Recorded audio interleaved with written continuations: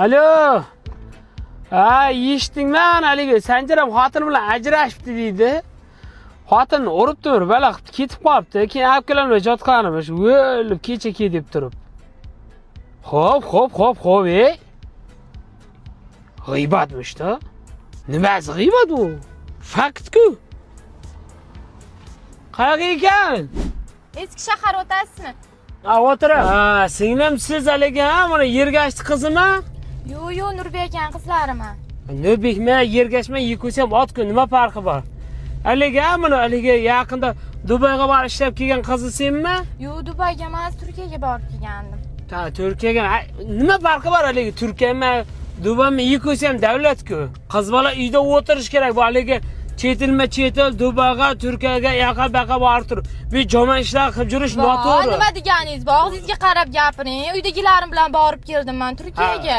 Shunaqa erkaklar ham ko'payib ketyapti. To'xtating, tushib qolaman shu yerda.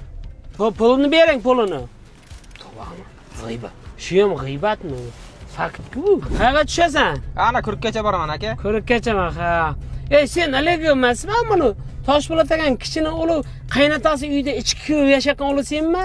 Nima deganingiz aka? Men o'zimning uyimda yashayman. Ha, o'zingning uyingdaman. Uy olmaysanmi, Nimadan uy olishim kerak? Uy olmaysanmi deyapman. Mana Qarshida Qarshi City qurilyapti. Yuksalish kompaniyasi quryapti.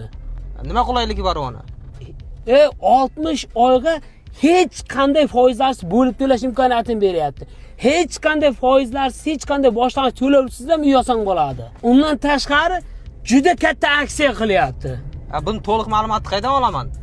To'liq ma'lumot. Toza ko'p savol bergansan-da. Mana shuni izohga plyus belgisi qoldi, senga link qoldirib, link orqali kirib turib, hamma ma'lumot bilib olasan. 5-marta kuni taqdimot ham bo'ladi, shuni ham ko'rasan. Tushundingmi? Rahmat aka, zo'r ma'lumot aytdingiz. Salomat bo'l, mayli.